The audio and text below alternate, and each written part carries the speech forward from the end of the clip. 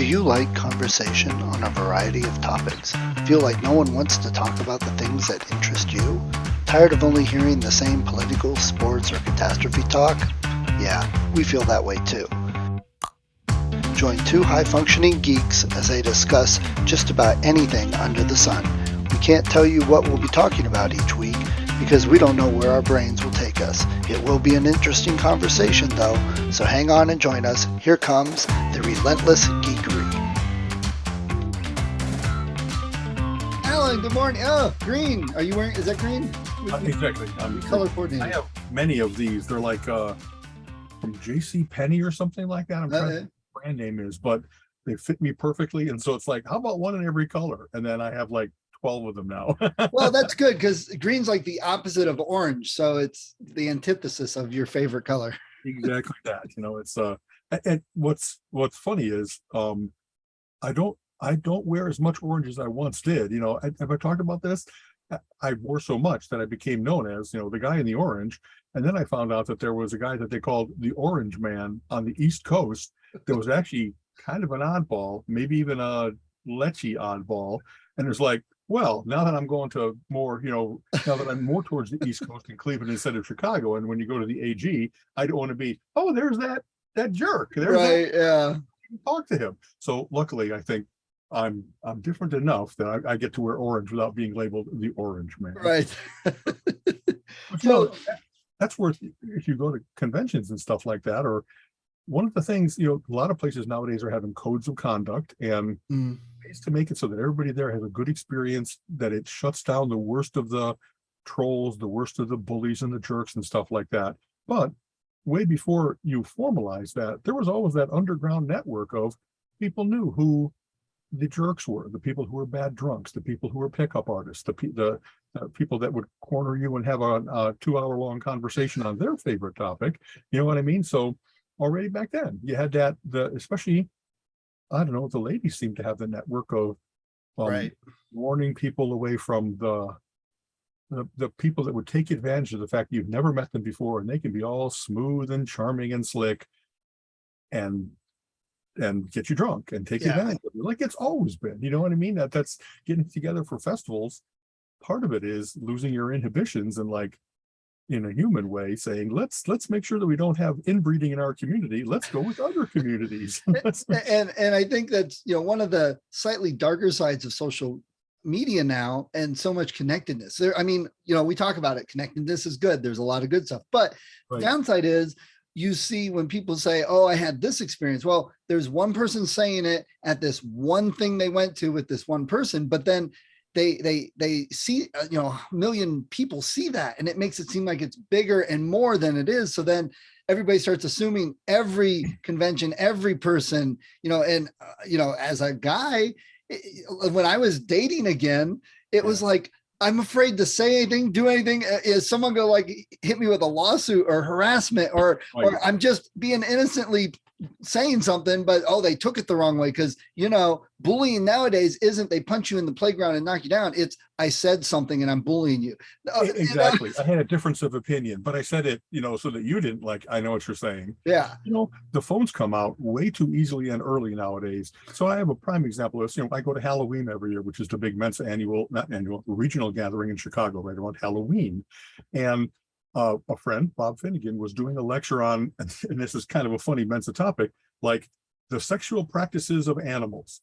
You know what I mean? And really, it's slides that you can see, oh, that's how musk ox do it. That's how praying mantises do it, like including that they kill the male after the female is, you know, so all that kind of stuff. Which is, again, a Mensa type thinking. You know, all that's information I'd like to know. It's not meant to be pervy. It's not meant to be explicit, whatever. It's a topic. Right. It's scientists talk about this. They study this. You know, there's a scientist out there right now that has a jar of piss that they're studying. And it's just, you know, so that's exactly right. It's much more on the medical science thinking side. I just wanted to say. The reason that I mentioned that is that Bob had asked me and another friend, Gary, to like be up there to demo various of the different things. It's the animal Kama Sutra. So, and that's what it was. It was like, I thought it was going to be like pointing at, you know, like going to the screen and saying, look, that's what a a squid item looks like, or something like that. Oh my But God. instead, Gary and I are both funny and game people. And so we like, what would it be like to have squids with 8 arms and all that kind of stuff? Well, the minute that we did anything like that, the cameras came out. And we were like, please don't. The reason that we're doing this is because we're all friends here, and this is a safe place, and it's going to be ephemeral. It's going to be for this silly hour, and then Yeah. we're going to go on to our next program. But if this gets captured, it'd be like, Senator Baltus, would you care to explain this particular game of Twister that you were involved in? Exactly. How weird is that? And so I share your, not paranoia, but caution about, you just can't do anything. And maybe it's good because now bad policemen can't get away with it, and bad directors can't get away with the casting couch and stuff like that. But there's all kinds of innocent, silly behavior that also follows you around forever. You know what I mean? It's kind of the same thing as like the Dunningkruger effect. The people that are the experts don't feel they are, and they know there's more they should know. And the people that aren't are the ones that say, oh, I know everything. It's kind of the same thing. The guys that aren't going to be the salacious, pervy ones are way more cautious. It's the ones that say, oh, I'm not that way, that really are. It's that same type of thing, but it gives the whole group a bad name because, again, people read all these posts and it makes it look like it's way more than it is sometimes. Exactly. And just that, you can present it, not the entire context of what was going on, but you can take that one 30-second thing and have it look really awkward, but that's not Right. what was going on there. And this is kind of funny. So people are, and I hope this is a whole big topic, actually. The more that we get to where you can't like be a fool when you're young and then you grow up, but nowadays it really is that people are like getting kind of branded when they're 14, when I didn't know what I was doing. I was an idiot. I was a stupid boy. And then you find out that some behaviors are not welcome, and you self-identify saying, that wasn't at all what I meant to do. It was just in the moment. So I'm really happy. There's any number of posts about, thank God that I grew up when, whatever awful things I said, prejudicial, and it's kind of, I'm not prejudicial, but they sure sound that way. That's all gone in the mists instead of being forever. Now that's going to follow you. And this is a weird thing. People have this weird thing about, if I'm there, that I'm part of the thing, that I'm actually almost the celebrity. So people, when they take selfies and stuff like that, it's like I have to prove somehow that I met Tom Hanks or whatever. And it's, that doesn't give you the right to intrude, though. The fact that you're kind of there and that you're going to capture it, that doesn't give you equal standing, but people act like it a lot. Right. As long as I'm within hearing or seeing distance, that I can somehow know I'm part of the scene. And like, I don't know, that's having seen, there's always been that way with certain people that have that paparazzi gene, you know what I mean? That they're determined to capture the picture, or especially that they're determined, this person is walking the red carpet and they look beautiful all the time, but then they get a little gum on their shoe and they're going to clean that off. And that's exactly when they take the picture or something. You know what I mean? That they're looking for the awkward moment. I don't want to see a royal tripping. I don't want to see a celebrity that I like sneezing. And yet some people really love that stuff. But they clickbait it. It's like that, they have a video, and when you take any video, us here, anything of anybody, you go frame by frame, you'll get a scene where they're transitioning between looking here to looking there, and their eyes are half closed and their mouth like that. And they're like, they're having a stroke. We can't trust it. It's like, oh my God, it's literally 1/24th of a second on a video frame. And it's like, come on, people. It's kind of funny. So I will say this. I often, for political purposes, they'll try to catch exactly that, the worst of each of the presidents and all that kind of stuff.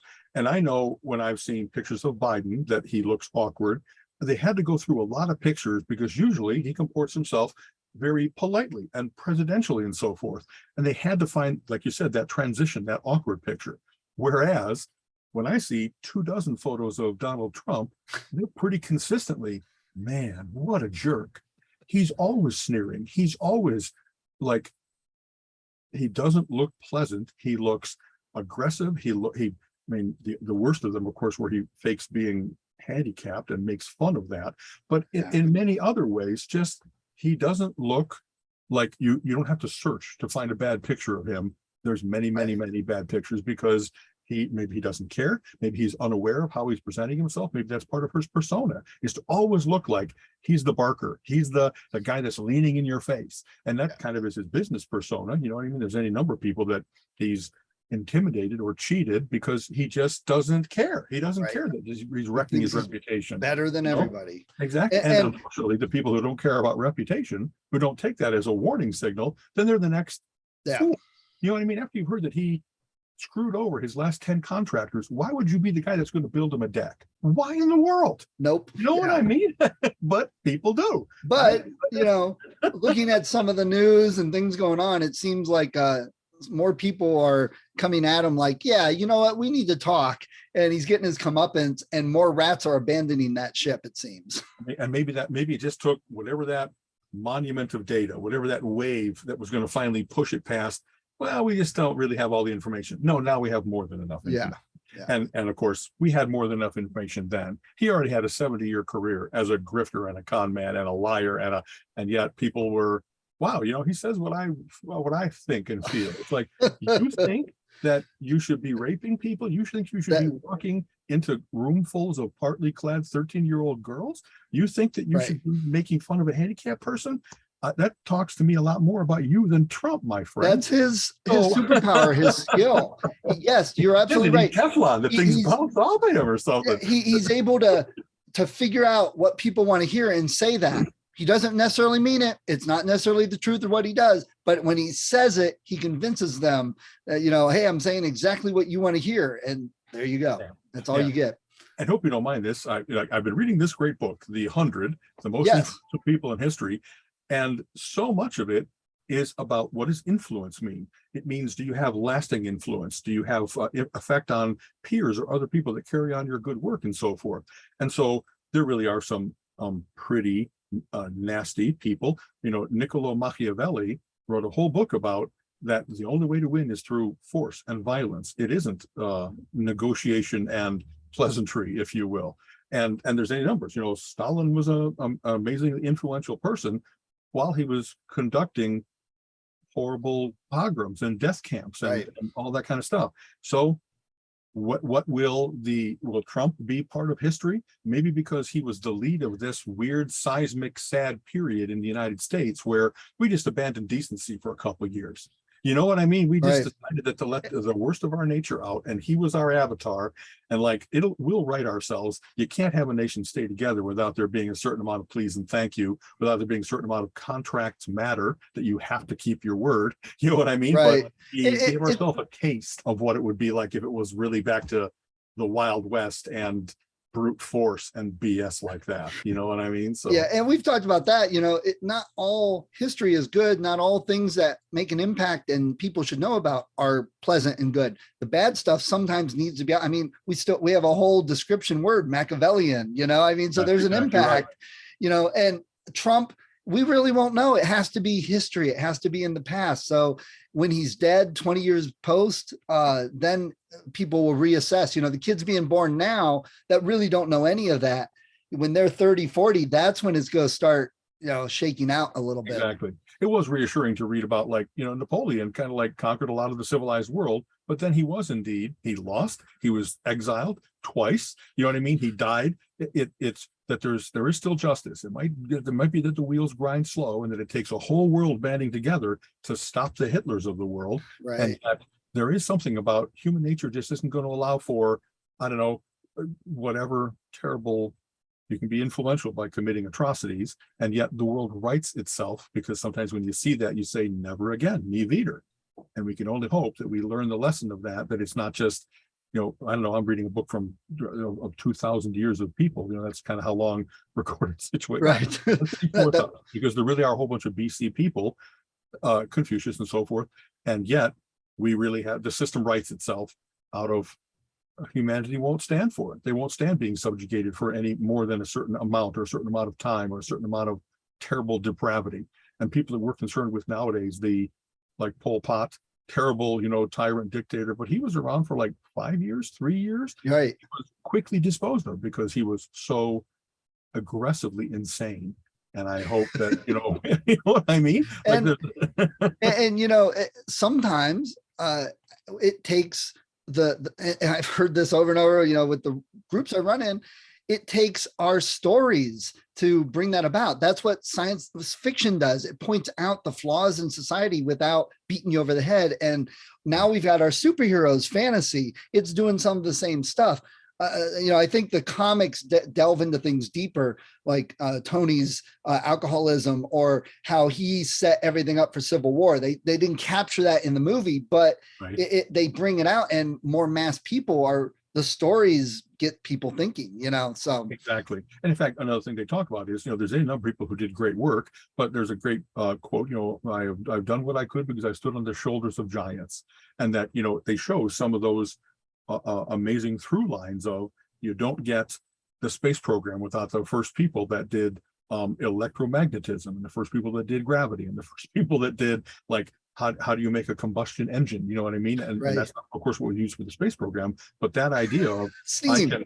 like how do you, now we have metal that can withstand pressures that we've never had before, so you kind of couldn't make like you can't have a wood steam engine without it waiting to explode all the time. Right. Well, once you start to have new materials and new ideas of how to harness them, so Henry Ford, you know what I mean? He made a vehicle, and not only that people could have one, but that many, many people could have one, and changed the society with the Model T and the Model A and whatever else it might be. When you got a car that starts at $1,000 and kind of comes down to like $290, and his vision was, I want everybody working in my plant to be able to buy one of these. This shouldn't be where I make gym shoes in Laos and send them off because I can't afford to wear them. Do you know what I mean? Right. And there's something very important about his vision of, we need a middle class. We need to have this enabling thing of the assembly line and appropriate wages for working on that assembly line, so that people can buy their own product. And I don't know, we don't have enough of that nowadays. We don't have people who are actively saying, I put it this way, the ones who are doing that don't get the press. It sure seems that the people who take advantage, the people who are really, they've got 100,000 employees of the Walmarts or the Amazons or whatever else it might be, and they're not able to make enough money to stay off government health assistance still. What kind of job is that? And I know this is why it's kind of funny. I mean, it's not really relentless geekery, except it is studying these things and big statistics and big movements through history, the way that you identify them, the way that you were able to say, that just doesn't seem right. It's not an individual. People telling stories, as you just said, is incredibly important, but it's also everybody looking at each other and saying, we all have the same story. Walmart moved in, hollowed out our town. We're all now serfs. We're all indentured servants to this big company. What have we done? We didn't know we were getting into that deal. Well, they didn't know that 50 years ago. They have known it for the last 50 years. And yet town council still, sure, let's bring them in and kill our downtown. You know what I mean? Oh, well. Yeah, because they present, it'll bring these jobs, it'll, bring this tax base, whatever. Yeah. But, and we joke about it, but seriously, you connect it to geekery. Sim City, emulates a large part of that. You have to watch where you put factories next to the business and the schools, and you put a factory in, and suddenly a booming residential area drops and you get more crime. And so you have to think about that. So there is a definite, again, that's what we like to think about. We were talking about the pervy stuff earlier. It's not that, it was interesting knowledge.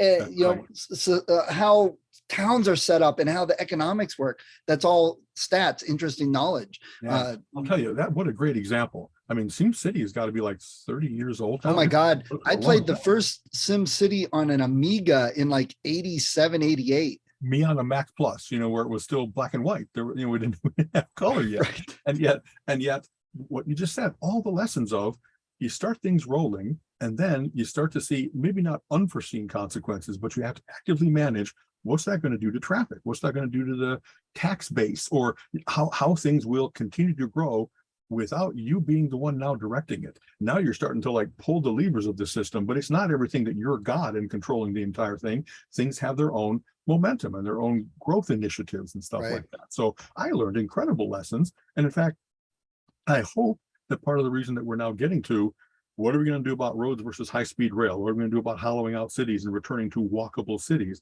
is because there were enough kids growing up playing Sim City that now they're saying, wow, we really are beset by those problems. I actually kind of learned how to do that in phase X of the game. And let's Right. apply some of that. Let's build hydroponic towers for food instead of it having to be the sprawl of farmland. Let's not have roads be, and there's a whole terrible book about this. If you remember, you could put roads pretty much anywhere. Are you going to put it through the center of the town? Are you going to do a beltway? And when you put it through the center of town, whatever neighborhood was there, it gets disrupted, cut in Right. half or whatever. And there's unfortunately a lot of evidence that that was a tool, an evil tool used by various different cities to break up minority communities and to like, well, they have no vote, they have no say, it's the poorest properties, so why not there? But then forever you doom whoever's living in the shadow of that thing to like Right. poverty and disruption and pollution and everything else. So nobody advertised it that way. Nobody said, hey, you're going to get a road and they're going to say, hey, you get an on-ramp right in your neighborhood.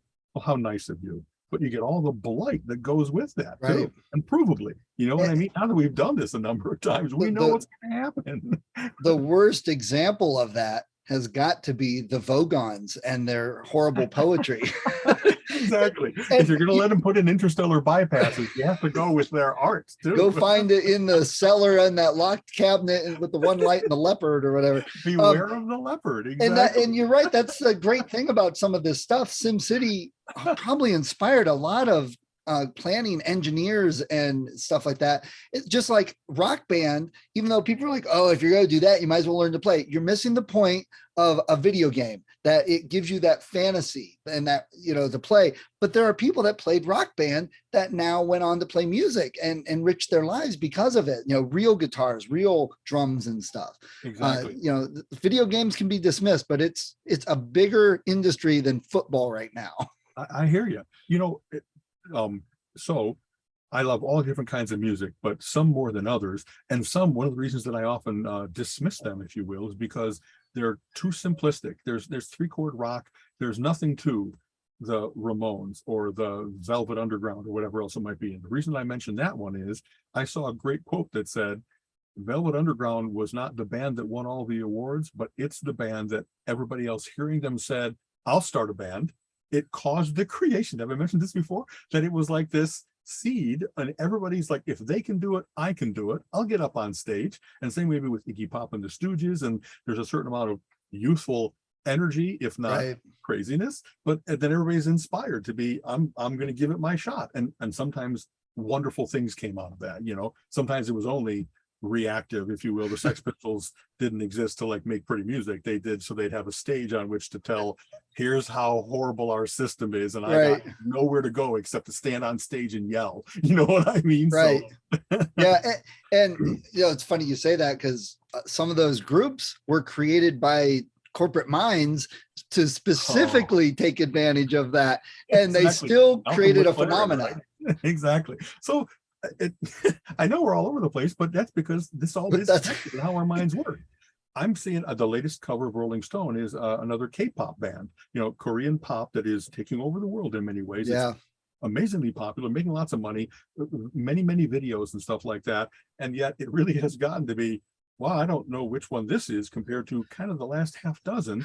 And I know them by name, or I know them by occasional songs that I hear, but it's not my kind of music, because it is kind of simple and kind of like repetitive in its themes and stuff like that. It's all a machine. More complex, but yeah, they have, the songwriters know how to crank out a 3.5 minute perfect song, and they know how to style each of the, it's kind of like, well, here's the blonde and here's the brunette and here's the redhead. It's just the music version of the anime. I mean, you have 5 characters in the anime group. You have the strong guy, the smart guy, you have the girl, you have the stupid one. It's the same thing as a boy band or girl band too.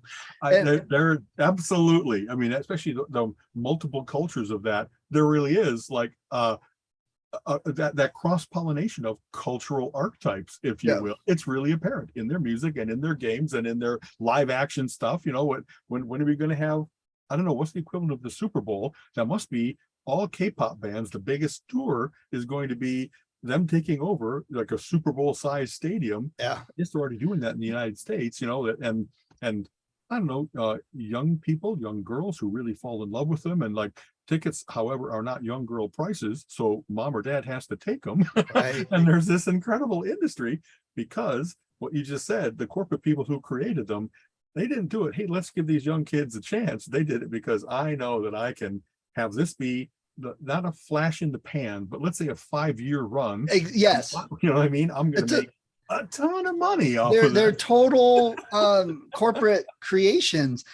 Okay, we want to do this group that's this style and this, so get these 5 guys, they all look good together, make that one a little more earrings and stuff, make that one the leather jacket, and teach them to dance. Exactly. That's the I bad mean boy it. or the bad And girl. then we got 2-3 albums out. We had a couple hit songs. We made lots of money. Nobody cares anymore because they're 22 and too old now. Let's move Right. on to the next one. And it's a corporate product, is totally what it is. You know what's funny is some of the stuff sounds great. They really do find people with great voices and great dance moves. And so if you're going to produce a product, it isn't schlock. It's like crystalline, perfect, Oh yeah. beautiful for the thing it's meant to be. But and maybe on the other side of that is Dave Grohl, just had a great quote saying, the whole point of being in a band young is that you're going to suck. You just have to get out there and play and know you're going to suck and still have a great time doing it because you're with your buddies in a garage. And then, oh my God, our first gig at the rec center or something like Right. that.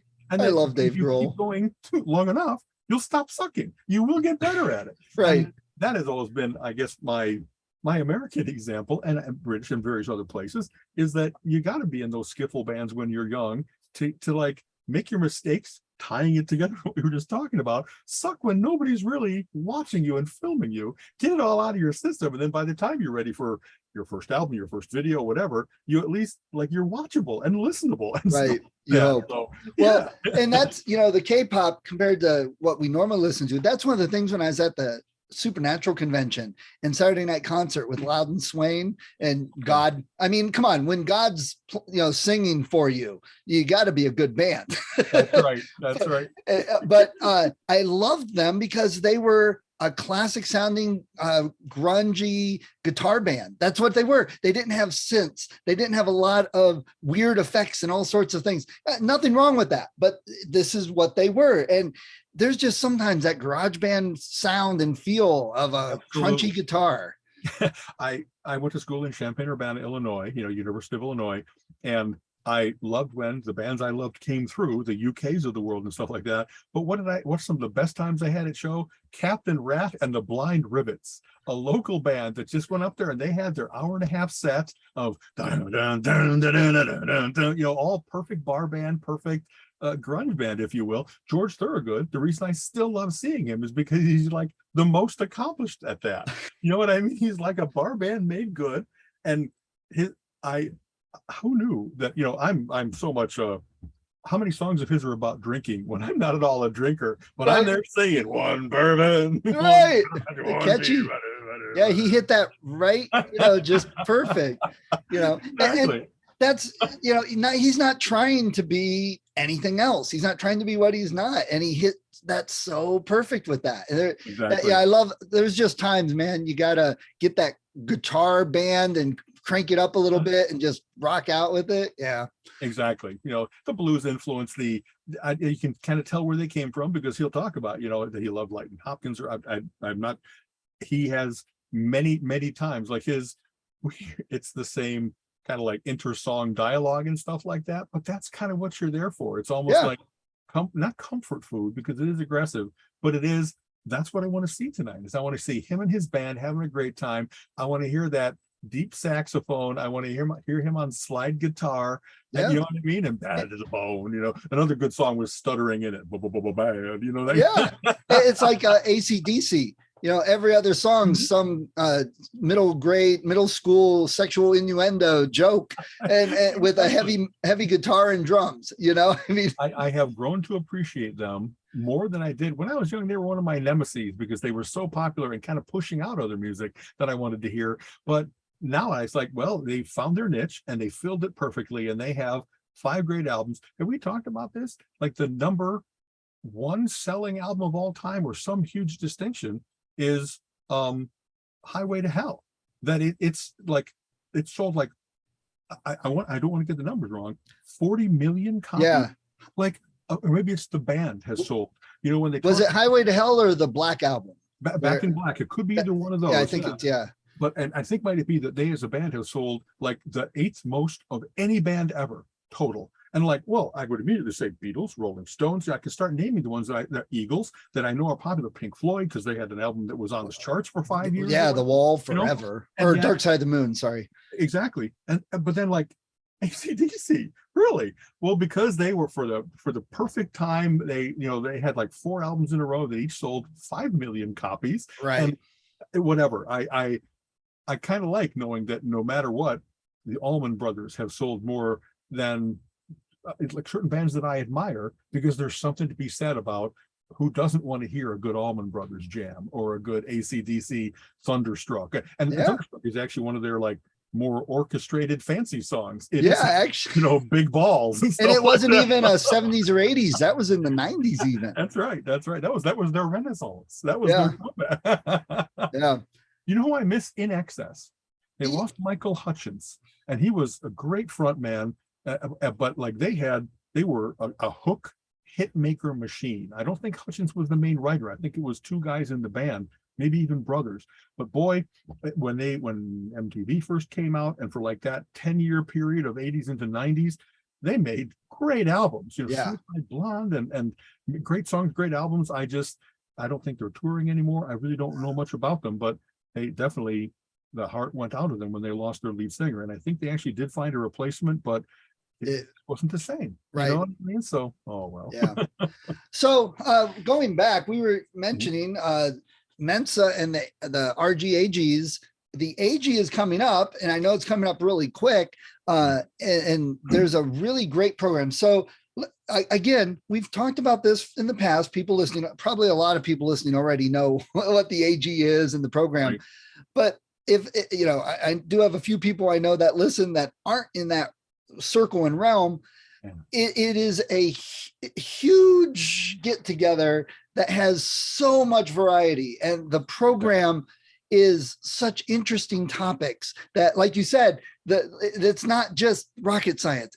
And there are weird, funny things. People, juggling sometimes, or knitting. People talk about writing music or writing books. People talk about games and playing games, and they do tournaments. Absolutely. So what's on the program for this year that you've seen? So wow, I mean, it's kind of funny. Part of our mission in Relentless Geekery is to like pull back the curtain a little bit for the non-Mensans, so they can get an idea of what it's all about and why, I don't know, it's become a big part of Colleen and my social life. Always has been. We actually met through Mensa. So the annual gathering is usually like 1,500 to 2,000 people. This year it's still a little bit lower because of fears of COVID, because airfares are high, various different factors. And also, like when we had it in Indianapolis, you've got half a dozen major cities within reasonable driving distance, whereas it's in outside of Reno, Sparks, Nevada, and besides Reno, you got to go to like Sacramento, Las Vegas. It's not an easily reachable place. You really have to do work to get there. So having said that, there's still hundreds of programs. A couple things. They have Mensa has many SIGs, special interest groups, that cover every topic you can imagine. There's hundreds of them. And so one of the things in the annual gatherings is a chance for them to have a meet and greet, so that people who are in the Disney SIG and the Second Amendment SIG and the science fiction SIG, they all get a chance to, like, you know how it is, finally put a face to a name. You've been corresponding online, maybe social media. Now you do get faces more than you ever did when it was back in the days of email and BBSs. But there's a whole different experience when you're like, wow, we've been friends writing back and forth for 10 years. And here you are. Right. I'm so glad to meet you, David. They have, this is very Mensan. They have what's called a debate room, where they have moderators that make sure that the discussion doesn't just turn into standing at each side of the room and barking at each other, that it's actually, hopefully, sharing of facts, sharing of opinions, but learned ones and that kind of stuff. But they don't deal with like, hey, what's your favorite macaroni and cheese? The topics are gun control, climate change, vaccination, like big things. So I tend to, let's see, having kind of just said, maybe it's not that bad. I've been to a couple of them where there really are people, boy, they have an axe to grind, they have an unshakable opinion, and they don't have the best social skills, so they often will try to talk over someone replying to whatever they just said. The quality of the discussion is not based necessarily on what facts are being exchanged. It's based on the quality of the moderator that rides herd on the people that you get 2 minutes to talk, make your best point. Right. Don't spend it all in rebuttal of somebody else. Well, just that. So I tend to not do that because I tend to not like arguing. I like discussing. And Yeah, there's a difference, et big cetera. difference. Yeah, and so they have all kinds of local tours. They have they're going to go to the Discovery Museum. They're going to a place like where it's actual either a distillery or a brewery or both. You know, so you get to see the behind the scenes as well as sampling. They have a thing called Brew and Bike. Where have you ever seen these? I think it's like 6 people sitting at a thing where they all pedal together, and then there's a table, and they all like, you know what I mean? So it's a way That's of hilarious. while mobile, but not in a car, so you're not doing that. They're going to see some wild Mustangs, and then they're going to the Mustang Ranch. Oh, Which nice. Mustang Ranch is not where the Mustangs go in when they're done running around for the day. The Mustang Ranch is a brothel. so people get, I don't know, I have no experience of brothels. I'd be kind of curious to just go in there and say, well, this is so nicely, look at this decor. Yes. You know That's the majority of the Mensons that I know would be like, oh, well, I'm not interested in like paying somebody $300 for, 2 minutes of sex or whatever. But what are these people like? Why are they doing it? What's it look like in there? It's again, Exactly. It's more of that medical, scientific, clinical side, the interest, the facts, the knowledge, not so much. The mentions there would be, hey, I'm going to the Mustang Ranch. Do they have a coupon online? Should I? Yeah. I remember the one AG I went to with the kids, I think in Florida, they had one of the writers or producers of Big Bang Theory that had a book, and they got up and talked about some behind the scenes stuff, so things you wouldn't hear normally, not even at going to a convention with the actors. This was somebody that most people wouldn't be as interested in, but they told us all sorts of cool things, like the picture out the window, they changed it. So the background scenery of the city changed through the seasons. See, that's cool. That's and smart. all in the background, they always had whiteboards with scientific equations and stuff. They were all real. They weren't made up. They were. I remember that they had someone who vetted them particularly to make sure that they wouldn't embarrass themselves in front of the business community or whatever. Yeah. So I mean, little things like that, and like how the floor plan of the apartment they're in is unrealistic because the way it turns, you could never build it's almost an Escher building. Okay, that's funny. If you watch and pay attention, you're like, oh my God, I never realized that before. That doesn't exist, so little things like that. I don't remember particular ones, but I'm sure that there's a couple of those. There's all people that like, we know about older Hollywood, that there's what are the current movies being made, and they have comments about the special effects or about, in a writerly way. What's let's look at the Star Wars universe and really say, how does all these new series fit in? And that fanboy heaven, if you will. They have programs on all kinds of local history. Not necessarily they're going to have something about the Comstock load. They're going to have all kinds of what were the migrations across the United States, the Conestoga wagons and all that kind of stuff. What were the past things about the Oregon Trail? Anybody who's played the Oregon Trail game will be like, oh, that's some real pictures from, that kind of thing. They have all kinds, like, they don't necessarily have tracks, but there's a sprinkling of, there's all kinds of wordplay and language stuff. Richard Lederer, a guy who's really good at, met him together, all the little sayings that, how come you can park in a driveway and drive in a parkway, that kind of thing. And lately he's had a guy named Bill Shipper, if I remember correctly, that they actually do kind of a musical presentation where it's little parody songs, little things, almost like folk, like folk music about mundane modern things, if you will. I'm going to be doing a program on the multiverse. I'm a book talker. So there's comic books, there's books, all kinds of things represented. They have many tournaments. Many Mensons are gamers, and one of the cool things about going to any Mensa gathering is, if you're the one that was always just kind of like blowing through your friends and family because you're too good at magic, like you said, prepare the perfect, death deck and stuff like that. Well, there's a whole bunch of really accomplished people at Dominion and at Catan and at Puerto Rico and at Ticket to Ride and all that kind of stuff. So you up your game and have a really good game if what you want is true equality and true long-term strategy and luck. You know what I mean? That's Right. so. And they have gaming. They have a huge games room where they have hundreds, literally 300 plus games that Mensa has accumulated, and they actually are a traveling collection that goes to each of the annual gatherings, and they're all curated so that you have, here's the party games, here's the strategy games, here's the word games, that kind of thing. And Oriel and Casey, brilliant programmer and designer, actually made an app that lets you walk into the game room and say, I'm looking for a game that'll take about 60 minutes with 4 people, and I want it to be medium difficulty. And beep, beep, boop, it'll spit out a list of what you might want to try. Oh, I got to find that. That's awesome. It's really, in fact, I by being the publicity guy for the AG, that's why a lot of these things are kind of in my head and right, easy to be mentioned. But that's one of those things, instead of walking in and feeling just overwhelmed by the volume, I'll start at A, hope I find a good one. No, it can actually give you of course can just say, I'm going to go to my old favorites, I feel like playing Scrabble.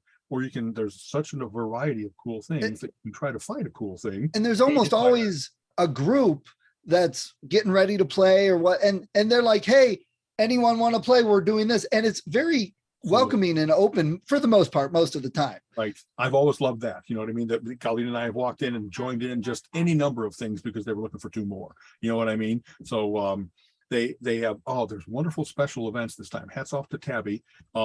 We have a comedy show, a variety show. Mr. Mr. Mensa, exactly that, which is, it's Mensans, male and female. So Mr. is MISS, for the Mr. Mensa crown and sash. And I think it's sexy legs, personal interview, and talent. And so, as you might imagine, some of them are really talented and give you a beautiful piano piece, and some of them are like, I'm gonna juggle puppies, or whatever it might be. There's just enough seriousness and just enough absurdity that it is a wonderful couple hours of seeing people that, like, they left shame behind, you know what I mean? They're out there willing to share. And it's a charitable event for the Mensa Foundation, so that people vote with their dollars for who they think is the best candidate. There's judges, and that only has a certain amount of weight. There's actual judges that they have that are the ones that are really going to make the choice, but they actually have an auction for one of the judge seats. And so if you're determined to be in the thick of things, they can do that. And actually they've even expanded it now where they already know who the candidates are for it. So they've actually got like little videos and things out on their various different websites and social media saying, I'm playing a pirate. Jen Zabelski, I hope I pronounced her name correctly, won 3 years ago. And part of how she did it was she did a great prelude, a big buildup of, she looks great in her pirate mistress costume and just inhabited the character, if you will. And then just kind of, I love seeing that people have unexpected talents. When you talk with somebody, you don't realize they have like an upper quality voice. You don't realize that they really can play guitar, like, won't get fooled again, Pinball Wizard, and really do it. You know what I mean? It really sounds great and stuff like that. Or they're doing it on accordion with a drum at their feet. That's the type of weirdness you get sometimes. They dress up like a Dr. Seuss character and play the Dr. Seuss type instrument. Right. So that's fun. Who's the keynote and what's the colloquium? And we're building towards that. So okay, sorry, jumping ahead. No, perfect. Thank you. The colloquium this year is on giftedness through aging. In other words, it isn't only that you have gifted children, that gifted children turn into gifted young adults and older, and they talk about how there's various different ways in which you can embrace that gift and better it, make use of it, share it with others all the way through your life. And nice. Colleen and I are, wow, we're both hitting 60s now. I don't think I'm put out the pasture yet. I still got a pretty good brain, but how do I maintain it so that I'm eating the right food and doing the right activities? The more that I play Wordle, is that keeping my word brain active? Yes, it is. That kind of stuff. The keynote speaker, very interesting this year. There was a great book that came out about the mathematicians that helped do the Apollo 11, right? Apollo 11 moonshot. There weren't computers back then. It wasn't like we all have this amazing device in our hand. So they had especially ladies, black ladies, that were amazing calculators. I think they were even called the calculators, and they put us on the moon. Of course, it was the bravery of the astronauts, and it was the construction of the space capsule and stuff like that. But the ones that actually figured what's the exact trajectory that we're going to do so that we use escape Earth's gravity, use the or moon gravity to do the right orbit while we're there, and make it back alive and safe. And not only that, you got to remember, we're moving, the moon's moving. So you have to get that precise time. So it's exactly the least amount of fuel and effort to meet up. Exactly. That's crazy. As celestial mechanics of, we only have a certain amount of fuel, all those things you just talked about, and they really figured it so that like they did it. They checked each other's work. They were like, they did have, of course, some mechanical devices. Babbage's engines have been around. They had the iliac and the univac and moving towards, but what they would often do is, here's what the computer says. Excuse me, Loretta, would you mind checking this? They trusted these brilliant ladies as much, if not more, than they trusted the computers that were coming up with these calculations. Having said all that, the keynote speaker is the lady that wrote the book. And darn it, why is my Hidden Figures? Is that it? Thank you very much. You are so bright. Trivia of the day. Exactly, Hidden Figures. And so she's the one that like unearthed that great story. They were really not well known up until 10, 15 years ago. Right. They made a big movie about them because all this information came out about the first of them were starting to die. And it was like, well, this is not fair. They're going to go unheralded forever with this incredible contribution that they had made. So she's the author of that book, and will hopefully tell all about. She did interview all of these brilliant people and brought the story out and the struggle to get the movie made, because sometimes there are people that are happy to think, nope, it was all John Glenn. It was all Neil Armstrong. You know what I mean? That's a really cool. We've had any number of keynotes over the years, and they call them gala speaker because there's a dinner associated with it, that have been a little more in the entertainment world. You know what I mean? We had Will Wheaton, for instance. Yes, I missed him. Oh, I felt so bad. But that's not necessarily heavyweight science like this is. This is really Mensa quality, Mensa level type stuff. So I'm looking forward to that. Well, a couple years ago, I remember the one, maybe it was the Florida one, that they had just talked about how the whole universe is ringing like a bell. And there was this big article, and the guy who wrote the article was the keynote that year and talked about it. Yes. So, and now my tragedy is, as you know, dad passed away in February. Mom is in memory care. We have court cases going on in California that are going to be getting conservatorship of my mother so that we can take care of her, have medical and financial power of attorney to make sure all that happens. When is our court date right now? It just got scheduled to 7/8. It's not at one end of the gathering. It's right in the heart of the gathering. So I just let Beth, Weiss, our AG chair, know that. I'm seeing how much do we need to be there virtually? What do I have to be in California instead? It's currently not looking good. So I went into like wonderful publicity shill mode, and hey, you got to go there. And now it's looking like I'm going to get aced out. Colleen and I might not be able to make it. Oh man. And I can't believe it. You know what I mean? It really was that we've been working on getting this done for months. And so we're going to see what happens. It's not, and now I'm less than a month away. We're checking, but it's one of those things where we can't just say, oh, how about another date? Because it's probably going to be like another quarter wait. Right. And we're getting where money is tight. Mom's care is the most important thing in the world. We can't not have the ability to do certain things to make sure that she's taken care of and safe. And so we don't want to give up this date if we don't have to. I'm not the only brother, and yet we're finding out what we have to do. Well, good luck on that. So, but other than that, besides all the cool activities, it's 1,000 Mensans all goofing off together.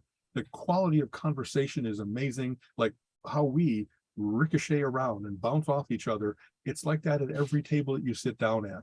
Everybody is well read. They have got great life experiences. You can't mention a place you've traveled to someone doesn't say, oh yeah, did you try the south side of the mountain? Right. You know what I mean?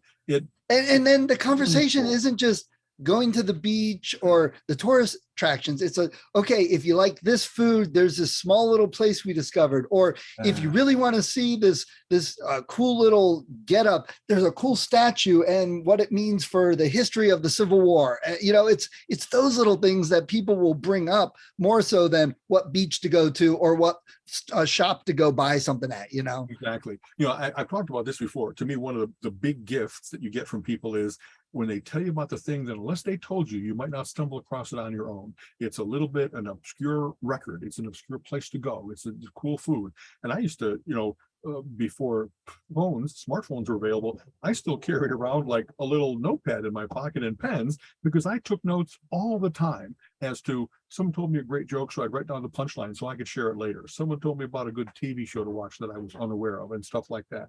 Hey, Pook, are you heading out? I'm heading out. Okay. Bye, Colleen. Hi, hon.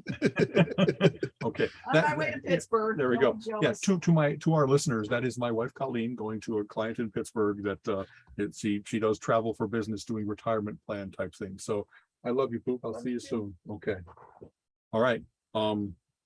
So Just that you get just barraged with cool information. Yeah. And also I love it when you're the guy that can share it. You know what I mean? That you're the one that has listened to the cool, like Vangelis just died, who really, exactly. I didn't hear that. Unfortunately, he passed away, and he's really well known for Chariots of Fire and 1492. He did a couple of great soundtracks. But boy, I had an album of his called Albedo 0.39. Like, who has ever heard of that? Well, it's a great album. It has a song called Pulsar on it that is just one of the best pure synthesized songs I've ever heard. Albedo 0.39, the albedo of something is the reflective power of a heavenly body, and 0.39 is Earth's. And so when you see us from space, that's how much sunlight gets reflected off of the Earth to make us this beautiful glowing marble. So anyway, kind of cool. All right, so here, let me shift gears on us for a minute before we run out too much time here, because you got an appointment to get to. Dentistry today for the yeah. So we were talking about the Worldwide Developer Conference and Apple, and then right after that, MIT came out with an issue they found in the M1 chip. So I read a little bit about it, but you're probably much more immersed in it than I am. So it's wow, it's big news because it is an unfixable flaw. It's in hardware, and what it is there's a thing called, let's see, pointer authentication codes, that the way that sometimes exploits are done is they can put code into memory that isn't authorized to be executed, but then by changing a pointer somewhere, they point the next instruction pointer to go do this code, and they can have something run that was not intended by the operating system. They have a system now where you use pointer authentication codes to make it so that you can tell that these pointers have not changed, so that there's no way to plant this bad code and then manipulate the system.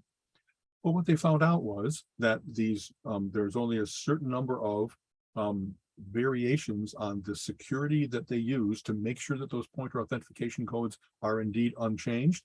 And even if it's a relatively big number, it's not an infinite number, like doing true cracking of DES level encryption and so forth. So, and of course, infinite is not the right number, but it's one of those things that's impractical for modern technology. Right. They found out that this is actually a limited enough number that not only can you plant the bad code, but you can defeat that PAC checking. That is what any number of places make use of to guarantee against that happening.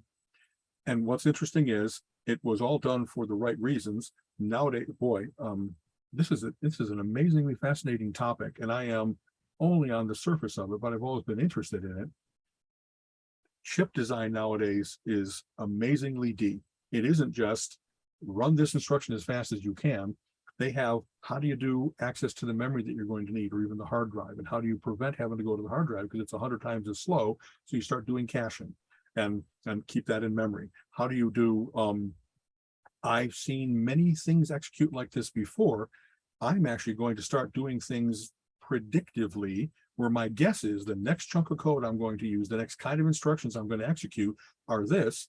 and then they do a quick check to make sure that it is, but they've already got it in memory instead of waiting for it to load from a slower piece of memory, like that in the fastest executable. And so they've done a whole bunch of stuff now to just optimize the bejesus out of things so that things can really run at the teraflops level that we're seeing from the latest, fastest supercomputers. And how much of that can you duplicate even down on your desktop machine or in your phone. But having said that, the more that you do those things, the more that you create complexity, and complexity that can perhaps be exploited by someone saying, well, if someone's checking to see what code has been preloaded to be executed, I could act like preloaded code. That's where I could put stuff. And then it's the only thing that's making sure it's not bad is those packs, the authentication codes, and I can defeat that.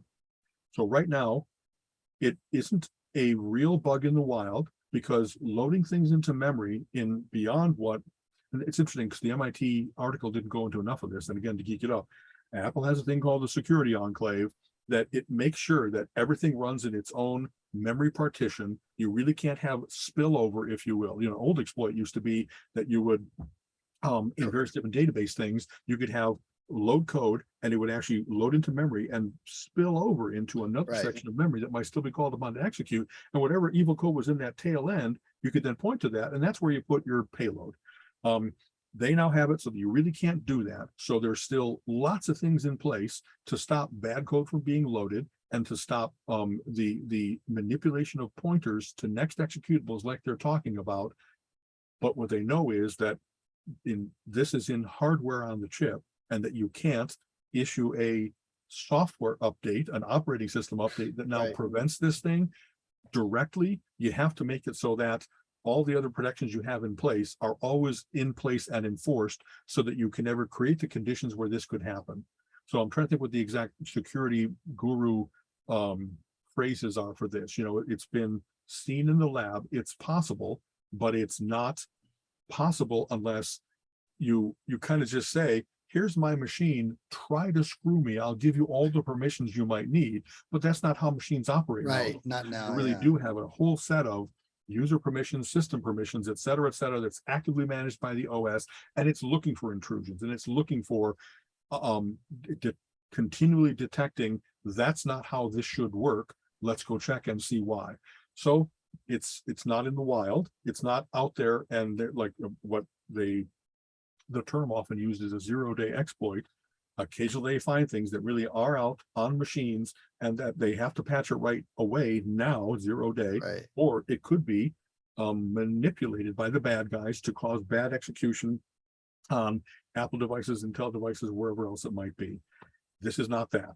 And yet the fact that the Apple was so pleased and proud of their M1 chip with all of its advances, that now it has a MAR. Now it has this possibility of something happening, and that they always have to protect against it.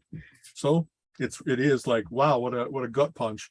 All this enthusiasm by developer conference about all the cool things that they're doing. And but yet, what I take from this, and not throwing stones necessarily, but one of the dangers is you get these religious fanboys where Apple can do no wrong, that everything's so perfect with Apple and they're so much better than everybody else, when in the reality, there are problems, there are updates, there are bugs, there are things, security holes that get fixed all the time. It's just we don't always hear about the hardware ones. And the difference is too, because Apple does the hardware and software, whereas with PCs you get hardware manufacturers that are separate and several, as opposed, and the software is different. But the problem is, if you don't continuously realize that just because we're getting better and we're upgrading and things, every time we add new features, it adds more possibility for other holes, other problems. And every time we change something, it's another possible issue. You got to be alert. And it also shows that you can do everything you want. There are still problems that you may not even know about. It's just our world right now for every system, the phones and everything. I'll tell you, I've been to multiple technical conferences and like many. And one of the things that I often go to, even though I'm not actively involved in the field, is I love going to the QA discussions, quality assurance, because there's a whole different mentality of people that go with, So this thing does all these wonderful things, but while it's doing all those wonderful things, how could it be broken? What's the attack surface that bad guys could look in and say, I can do bad code. I can act like a bad actor. I can get in the middle of a handoff between two known good actors, all the various different things they try. And one of the things they've talked about was you can do amazing regression testing, that it does all what it's done in the past and these new features with no anomalies, no differences. And so far as we can throw all kinds of tests at it, every corner case, every exploit that we can dream that someone might try, it stops all of those. Well, then they started to have, I went to a great session on futzing, fuzzy logic type stuff, where you don't do things that you think a human being might do. You just try anything. You just, like, as if you put your cat walked across your keyboard, you put your elbow down. What if I did that exact set of key presses? And I remember they had a session on, why do I never remember the name of this? There's a particular primitive line editor that has come with DOS and then Windows forever. Like, and it's not, in the Unix world, it's not V, or it's, let's say, line edit. It's called line edit. And that was thought to be rock solid. It's been around for 20 years. It's just, there's just nothing wrong with it. And then someone discovered that there is a particular weird thing that can break it, that can make it stop responding. And like, after everyone in the world had used it and tried to break it because they wanted to be the first one saying, I'm the mighty guy that figured out what was wrong with line edit, it still is that little tiny bit of uncertainty that is, wow, we really still haven't tried absolutely everything. There's still a possibility that someone's going to spill their coffee on the keyboard and it's going to like, oh, I just read line edit. I don't know. I'm being teased. Right. But what I love about that is that as long as, what am I as a user going to do about that? I'm going to learn how to do QA testing on my every program in the Microsoft Office suite or something like that. But what I do is I make sure that I set up what are my malware engines that I use, and that they're always auto updating to make sure I'm getting the latest malware and antivirus and all those, exploit definitions to prevent that from happening. I'm going to make sure my operating system is always as updated as it can be, because right now, the biggest problems with Windows is not, of course, Windows 11. It's all the people still running like Windows XP. 95, Windows 1, Windows XP. Exactly. Yeah. And that there's glaring security holes, but it's still running somebody's car shop in Wyoming somewhere, and that's where they got all their tire inventory. So they can't move off of it until they make the big push to right. Anyway, it's so I having, and what's one interesting, I do that for both. I'm kind of tech support for the house. So for Colleen and me, I take care of our desktops and our laptops and our phones, and make sure that we have not only all the malware detectors, but we actually have a cool thing that if ever one of those walks away from the house, and remember I mentioned I use this out in California, it actually, like, you can talk to your phone from afar, find out where it is that it's still sending out. Right. Here I am at 123 Dove Street. You can go to that place and say, hey, thief, do you have my phone? Anyway, Colleen, we've had 100 different system updates applied with no problems at all. Apple really does have it down now, that what I was just saying about having it doing it for you automatically. Well, the reason it does that is because it does it at 2 a.m. when you're not on it, and it does it where it doesn't wreck anything. You come back to without even realizing that your machine has been refreshed and spiffed up and further defended. Well, one of hers didn't. One of hers went south, and it wasn't Apple software. It was that her hard drive, her SSD hard drive, so not even mechanical failure, but something funny in the memory. And I've spent, this is no lie, 2 weeks trying to do everything I could to get the hard drive back to a usable state so that I could just complete the system software update. And I've finally gotten to the point where all of my tools, Tech Tool Pro and Drive Genius and Apple's Disk Utility and everything, cannot get me back to a workable state. But luckily, and Apple has this cool feature, you can set what minimal operating system I can run on it in, like what's called safe mode or recovery mode. Actually, you can set it so that your laptop is treated as a hard drive, that the contents of the hard drive are still available as if it were an external drive. So that's my next step is, I thought I had one, but I had to buy a USB to USB cable, like mail to mail, because you're not attaching it to another peripheral, you're attaching it to another computer, if you will. Right. And I'll be able to use disk recovery tools that they don't really care that there's now broken sectors or something wrong.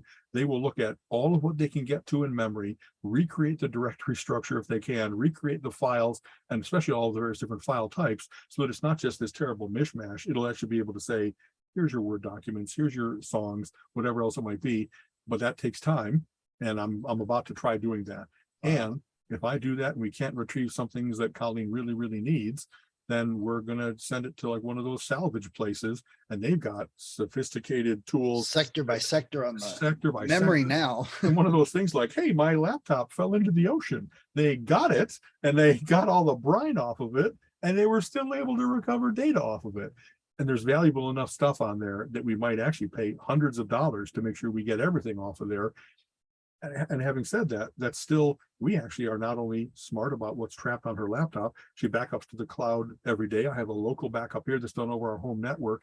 And yet we don't want to have the uncertainty of, did you get everything? Right. And so nowadays, that another machine costing $1,000 doesn't matter as much as $1,000 perhaps of lost data from the accumulation of her having had that box for 8 years. Right. So we're going to see what's next. I'm hoping that I get a nice complete recovery. Hats off to Apple, and if Microsoft and the various different hardware vendors have done it also, that they have things that can go into target disk mode, you know what I mean? So that's available for the Windows world as well, because it's going to be a lifesaver if I can do it. That just give me the data. I don't care about everything else. That's why I learned, and this is changing, but why I learned long ago not to really save things on my C drive. Yes, programs usually install by default. Even if you install on a separate drive, you're still going things in the registry and stuck in Windows folder, but most of my documents are external drives. Right. And they are also backed up by a cloud-based backup unit. And my documents folder is also my cloud-based Google now. So when I save a document, it syncs up to Google, plus it's on an external drive that gets backed up to the, so good hopefully. For you. I mean, that is the key. Don't lose data, because what's more valuable than your time and your creativity? Right. Is there anything worse than like, I just wrote a perfect chapter. It's gone. I got to recreate it. Yeah. It won't be as good as what I wrote. It won't be. I think that's my feeling, is that I like my first inspired version of things. Oh, well. Right. So good for you that you've got all those redundancies. Hopefully. Okay. Yeah. So good luck on your project. I'm going to find, and it'll be interesting. He's out of town. I'm going to take care of it this afternoon or so, I hope. So it'll be interesting to see what happens with Apple, see if anything comes of that flaw and what they do with, well, now they've already got the M2s. So now they have to make sure that they don't duplicate it in the 3s. That's exactly right. From what I understand, they found it in M1. They haven't found it in M2, but I'm not sure if they tried duplicating exactly the same way. And do they know? I'm waiting to hear. I'm waiting to hear the news as to whether that's an inherited thing, because some of that base level tiny code is exactly the same as the M2. We'll see. Right. So, okay. Okay, so hey, before we go, real quick, Colin gave me a trivia for you, and it was specifically for you. Now, let me preface this by, this is Colin's trivia.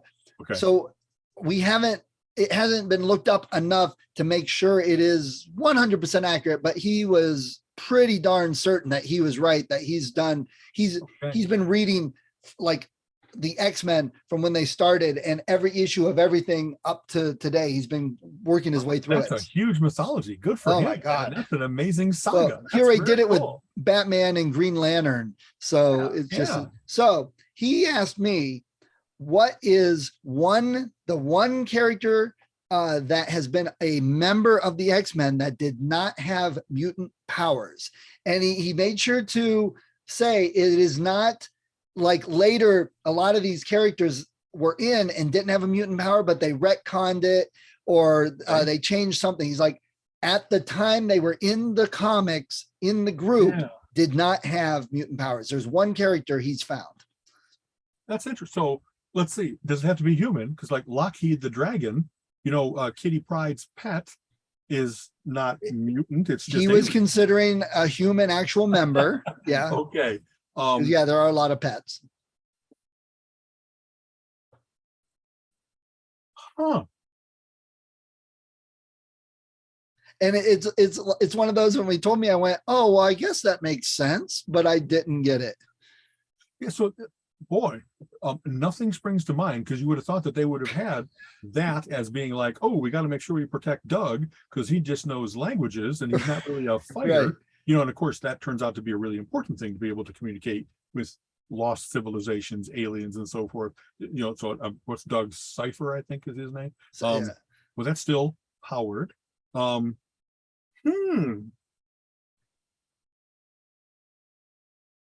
Early or late? You know, like am I back to the 60s? It's not that far back. It's a little bit more modern. Okay. Nothing comes to mind. I was the same way, but Okay. you'll probably go, oh, he said Juggernaut. Juggernaut was a member of the X-Files. Because he gets from the crystal of Cyttorak. Yes. Instead of, okay. And he's like, I should have started thinking of that. Who got imbued or armored or something magic as compared to, because magic is magical, you know, Peter Right. Rasputin's sister Ilya, so she's kind of got limbo powers. Is that she also has mutant powers? Juggernaut's that's great. Exactly. Yeah. Marco, right? Professor X's brother. Half brother, yeah. That was exactly part of why he was in it. But okay, Colin said he had no mutant powers. So I'm going to ask him if he's come across anyone else because he's still reading. But I was like, and I love it because once you know the answer, if you know the whole thing, it's like, oh, well, that makes sense. And I love that. You know, it's a great trivia. I'll throw this out there. I just had a wonderful conversation while I was getting Colleen's car serviced on Thursday morning, and a friend from Chicago, Bradley Slavic, just inherited like 5,000 comics. And he was looking at, you know, what might they be if valuable wise, what's the path to do that in terms of grading and selling, and also just what should I read? He's enough of a comic book fan that was like, wow, there's so many to choose from that it's kind of like, I don't know that I want to read all 5,000. So we went through title by title, and, you know, sorry for the bit of crowing. It was a delight to be able to say, oh, that's a great series of issues. That's the Frank Miller Daredevils where he first introduces Elektra and Bullseye, and the Kingpin moves over from Spider-Man. And no matter what he asked me, almost, I had a good feel for that's cool or that's not. You know, like Firestorm has always been a relatively lame character to me. And even though they've had multiple good writers on it and good artists on it, just the premise of it, you know, being a conjoined person that has elemental powers, they just haven't done anything to me magical as compared to, he's got some Sandman by Neil Gaiman. He's got Doom Patrol by Grant Morrison. And I was like, oh, you're in for such a treat. You know, the TV show that they've created is very much based on the Doom Patrol Grant Morrison version, the really odd, what the hell is going on here stuff as compared to pseudo superheroes, but tragic because they had an auto accident or whatever else it might be. So it was a wonderful trip down memory lane because a lot of that was like, he had old Teen Titans from the 60s. And like, you know, those might not be greatly written. They were kind of like almost mod, you know what I mean? Where they were trying to bring in, hey, sidekicks are, you know, people too. And they'd have them, they get Kid Flash and Aqualad and Robin and all that kind of stuff, obviously. But then, and so they're valuable. If he has them in good shape, those are some things that, because it wasn't, I don't think, a huge seller back then, and hasn't been an acclaimed title where people kept grabbing onto it. But if he has old Teen Titans, like that's some really nice, valuable stuff. Old Sandman, I think there were so many copies printed that it's going to be hard to make those valuable, but it's going to be a joy to read. Yeah. And so I had such a nice, and I had got to go into the thing of, he has any number of things where it isn't necessarily a run of the title, but there's a whole collection of things where it's, oh, that was the summer annual series where here's the one about Atlantis attacks. Here's the one about Eclipso takes over the world. Here's about, and you know, they used to have those big conclaves where they get all the writers and artists together and say, okay, we're going to do a big across all the titles type thing. And this time it's going to feature Thanos. And actually most of what he was talking about was DC. So it's going to feature Darkseid. You know what I mean? Right. Like the DC equivalent, if you will. And he had some Authority. That, and not all DC, he had some stuff from Wildstorm, and I love the Authority by Warren Ellis, fantastic stuff. And then I said, oh, so if you have read the Authority, you have to find Planetary. He didn't have any of that, but that's some of the best stuff I've ever read, especially if you're a person that hasn't only read comics, but has read other paperback series, other old pulps, other science fiction. There's a whole bunch of wonderful, it ties It ties in Godzilla type monsters. It ties in Sherlock Holmes. It ties in Doc Nice. Savage, that kind of stuff. And so it's like, besides of what all the stuff you just inherited, please write down that you have to go to the library and find Planetary, because you're in for a treat if you read that up too. So it inspires, sometimes when I do my comic book talks, I focus on a specific topic, if you will. Hey, we're going to do the multiverse and we're going to talk about how location matters in comic books. One thing I should do is just go in there and say, folks, here's the top 20 things. If you read these things, this is as good as literature as I've ever read anywhere. It's not just comic books. Sandman is amazing. The Dark Knight Returns is amazing. Watchmen is amazing. You should do that. Make a list, 10 to 20 or whatever. We'll put it on the website. Alan's 20 recommended graphic novels, comic books for, if you're like, look, I don't read it, I just want to read some of the best. Here's the best. Make a list. We'll put it on the website with links. I really will work. I've been thinking about this for a long time. So when I was doing the Smart Life, I actually had some formative versions of that. And especially sometimes it's not, here's the title from 1 to 30. It's more like, wow, the title was going along, Daredevil was cooking along, and then all of a sudden starting at like 158 or something, I don't remember exact number, like Frank Miller shows up. It's like, well, that's a breath of fresh air. That's a great new take on it. And when Alan Moore took over Swamp Thing from Marty Pasco, if I remember right, it was like the anatomy lesson. That is as much a supernova in the middle of an existing comic book run as I can ever. It's so good, such an upping of the game in comparison to what had gone before. And any number of other examples I can give that like, he has some Superman where it was the Doomsday Run, where Superman dies, and then there's multiple replacement Supermen and how each of them works or doesn't work. And they actually did, it was a whole bunch of crossover and a lot of, we're going to sell a lot of Superman titles. I can see what you're doing here. But the stories weren't just pap. They really were pretty good. And how they tied it together. And there was real drama and stuff like that. And same with Green Lantern, and then Green Lantern going parallax because his city gets destroyed. I don't think I'm giving any spoiler alerts on a hopefully not. But you know what I mean? And the Green Lantern, where it starts to go into, there's an entire spectrum of various different lanterns, various different powers based on color, which is the greedy one, which is the love one, that kind of stuff. And I just, I had a great time reviewing all those and thinking, I got this big collection and I've been so much concentrating on cataloging. I need to go get myself 1 to 100 of Sandman or whatever. I made 1 to 72, however long it ran. And just take good care of them. It's not like, hey, I'm going to bring him into the house and then I'll spill a drink on him. But, it's like, I really, some of those would really be worth rereading, man. Old Legion of Superheroes with the Great Darkness Saga by Keith Giffen and stuff like that. Just, there's some fantastic stuff in comic books. Like just that. The ones I'm thinking that are popping out about what's the best, that's my list. You know what I mean? If you haven't, especially Keith, like Giffen did great work on Justice League, where some of the titles were really serious and like just same good global level villains that only the Justice League can take on. And then he did some other really funny stuff about the soap opera of the Justice League, about how Martian Manhunter likes Oreos maybe a little bit too much. You know what I mean? That he's like addicted to these silly snap cracker cookies. And just that ability of a writer to not only be the kind of writer that he is, but to put on a different hat. And I love that comic books have surprised me so many times in my life with, you think you know where something is going, and then you have to just kind of put it down and who can I tell about this? Right. Oh, freaking good. Oh yeah. Colin, like I said, he's been going through, he did Batman, Green Lantern, he compiled, he spent 2 weeks looking up every issue that contained Batman, references, cameos, whatever. All the Brave and Bold, all the Justice League, of course. World's Finest, and just everything. And then made a list. This is just his OCD coming out, but he made a list chronological order of what he wanted to read. And then he would go through and he'd check them off. And it was 8 pages or something. And I'm like, dude, you have way too much time on your hands. I got some chores for you to do. Was he able to find everything he wanted to read? Because Old World's Finest are from the 60s. That's not hard to find. That was very difficult for him. That was part of the fun and challenge.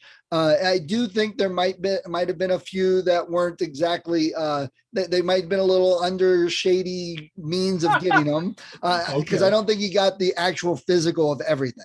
Okay. So, if some, like, some stuff you just will not get a hold of. Yeah. But he really does try to hold it in his hand when he wants to read everything. Exactly. So, I'll tell you what, if you're not trying to be a collector and getting good quality copies of everything, you can pick up whole runs of stuff in beaten up condition for next to nothing. Oh yeah. Because they aren't, if anybody who's a collector, they aren't as valuable. But if all you want to do is read those, I have often thought of doing that I should not care about that. But I would love to have more like 40s, 50s Batman than I have. My Batman starts pretty much when I came into the world in 59. And there's all kinds of first appearances and interesting stories and science fiction Batman and mystery Batman and whatever. Right.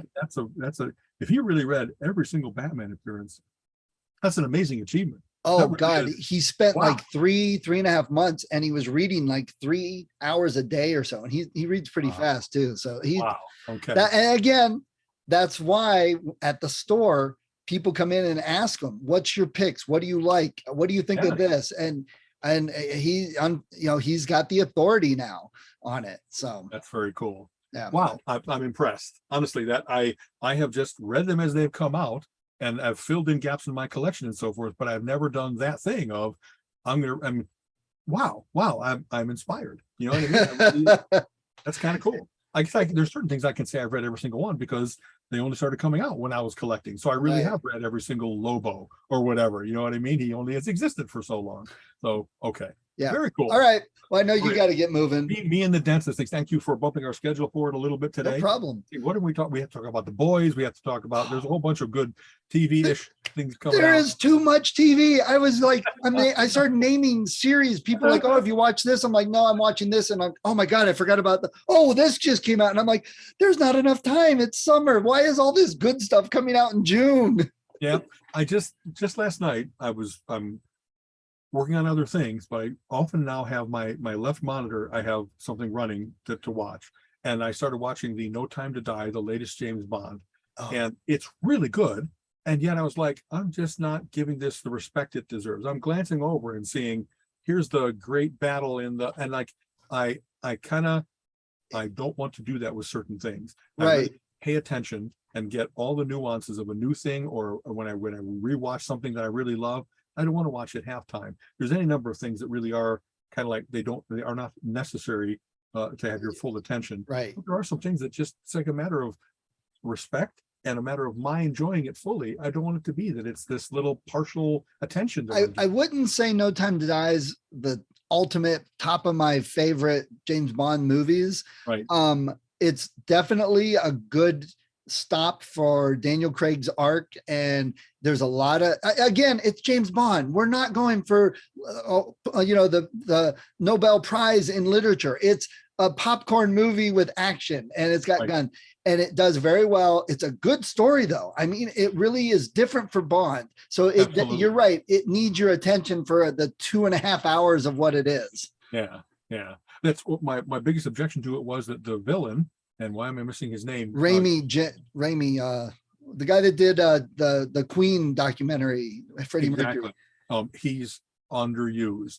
You know what I mean? He's an intense actor, and they still have Blofeld. So he kind of distracts from this new guy. I would have been happy with him just being his own kind of crazy, and that he would have had a chance to chew a little bit more scenery and stuff. But anyway, I really liked that for all the things you just said. A great end to Daniel Craig, and that showing an aging James Bond where he's not like impervious to harm, but actually has to kind of like gather himself after he's been really blown up multiple times, blown up, et cetera, ears ringing and stuff.